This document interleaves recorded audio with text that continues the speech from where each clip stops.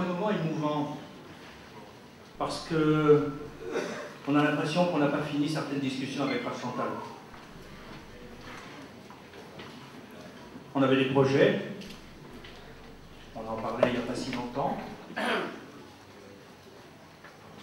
C'est vrai que tous les projets n'aboutissent pas, mais en même temps on avait bien le sentiment que certains devaient aboutir.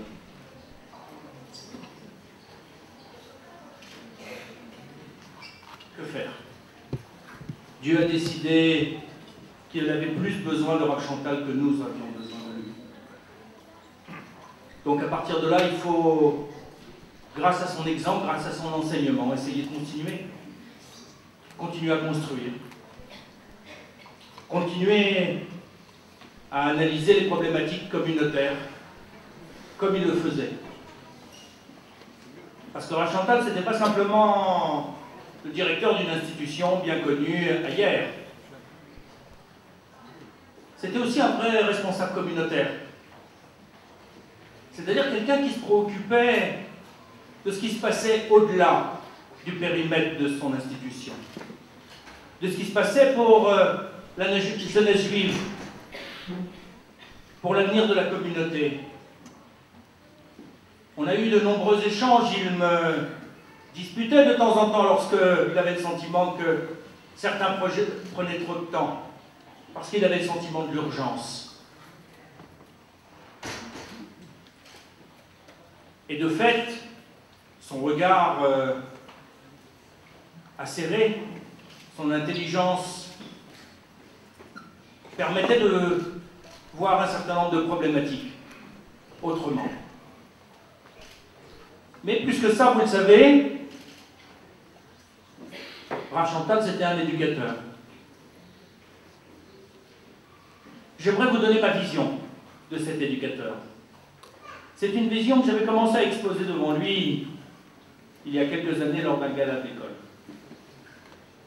Mais plus j'y pense, plus l'image et le rapprochement s'imposent.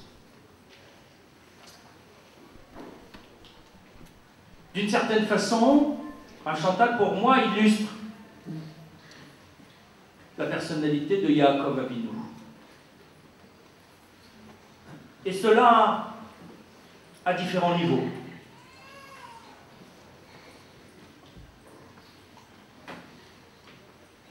Vous le savez, Yaakov Avinu, c'est l'éducateur par excellence. Vous avez tous en tête ce passage, juste après la rencontre avec Esav alors qu'il revient de chez Laban, et il y a cette proposition sournoise de Esav. Nissa venel,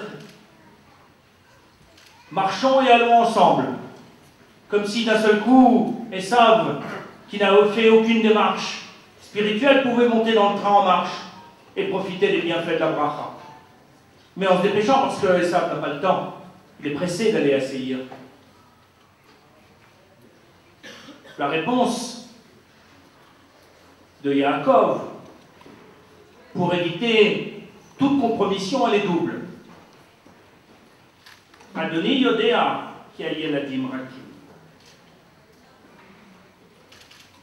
Esav, tu dois bien savoir que les enfants sont faibles. Mais également sa volonté à lui d'aller où le régel à Yeladim, selon le pas des enfants. Il y a dans ces quelques mots l'essentiel de la pédagogie de Rav Chantal et de Yaakov Avinu réunis. Tout d'abord, ce n'est pas à l'adulte d'imposer son rythme et de contraindre l'enfant à une marche forcée pour essayer de le rattraper sans arrêt.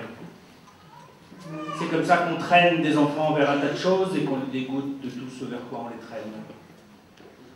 Marcher au rythme de l'enfant, ça ne veut pas dire non plus ralentir à l'extrême, mais c'est considérer qu'il y a un potentiel et qu'il y a un objectif atteignable par l'enfant, qu'il faut avoir de l'ambition pour lui, au lieu d'avoir cette ambition pour soi.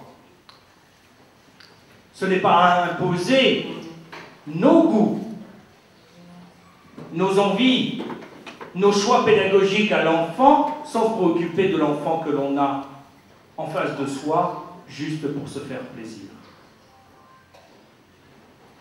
Mais c'est aussi préférer le labeur discret de l'éveilleur d'esprit à celui beaucoup plus en vie de conférencier ou de leader.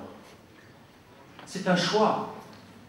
Jacob pouvait facilement être comme Esav, tout en l'extérieur.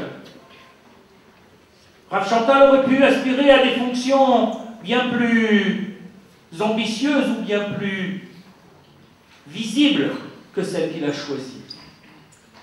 Mais la vraie grandeur, elle est intérieure. Elle n'est pas dans les fastes extérieures. La vraie grandeur, c'est d'accepter de se préoccuper de ceux qui en ont le plus besoin au lieu de se préoccuper de son kavod. Ne nous y trompons pas. Les enfants faibles dont il s'agit ici ne sont pas faibles parce qu'ils sont jeunes. Rappelez-vous l'épisode juste qui précède ce passage, où Shimon et Lévi viennent de s'attaquer aux habitants de Shrem.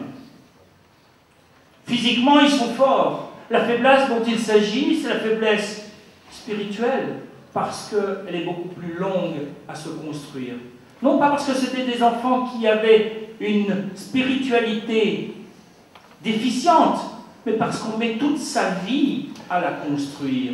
On met toute sa vie à travailler cette relation à Kadosh Baruch Hu, cette émouna que l'on peut avoir. Toute sa vie, on recherche un vrai bitachon ba'Hashem. Certains croient en plein milieu de leur vie l'avoir atteint, mais c'est qu'ils ont loupé l'objectif. Ils se sont arrêtés en plein vol. C'est un travail qui prend du temps. Les tzadikim dans la Gemara sont des talmidei chachamim. Même lorsqu'ils sont sages, ils restent des talmidim, parce qu'ils ont compris qu'ils n'ont pas fini d'apprendre. Et tant qu'on n'a pas fini d'apprendre, on est en progression. On n'est pas arrivé. On s'arrête, comme Rav Chantal malheureusement, le moment où on quitte ce monde. Mais avant, on doit être en tension vers Akadosh Baruch Hu, vers un plus de spiritualité, vers un plus de connaissance, vers un plus d'amélioration de son comportement pour être sûr de ne pas reculer.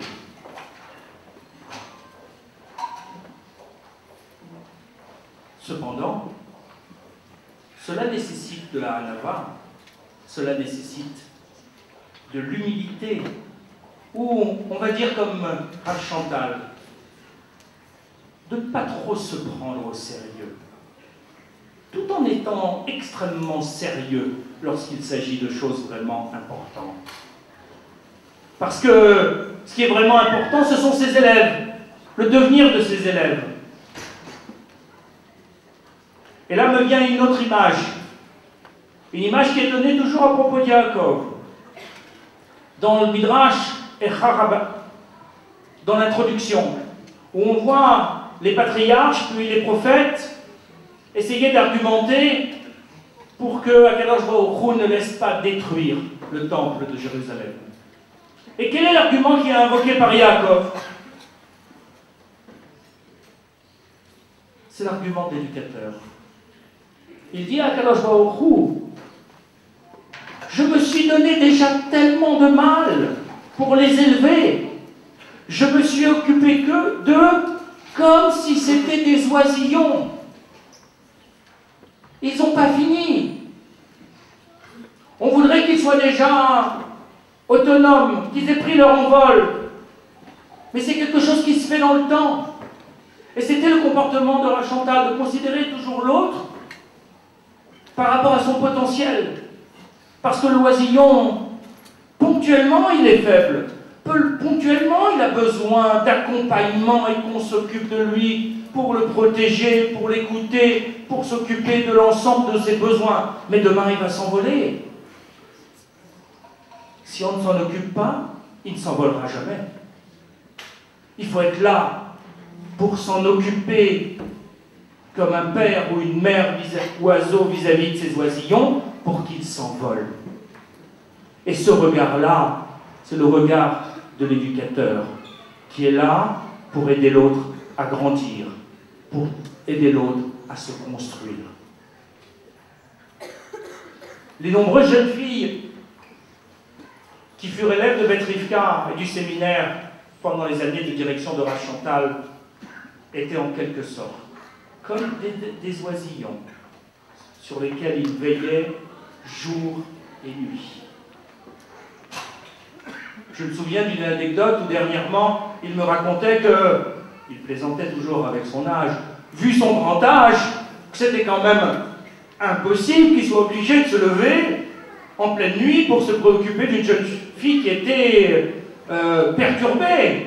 Que fait la communauté organisée pour que je ne sois plus obligé, moi, à mon âge, de le faire? Il n'aurait laissé à personne d'autre le soin de le faire. Ça faisait partie du jeu, ça faisait partie de nos échanges et de nos réflexions sur la responsabilité des uns et des autres. Il aurait pu être ailleurs, dans des fonctions plus honorifiques. Il a choisi, comme Yaakov, de marcher au pas de ses élèves, de les aider à se construire. Ce sens de la responsabilité, cette humilité, ce sens des vraies réalités restera pour nous attaché à l'image de Rav Chantal.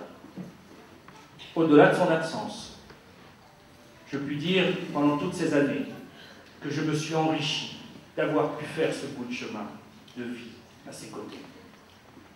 Que son souvenir soit non seulement une source de bénédiction, mais également une source d'enseignement.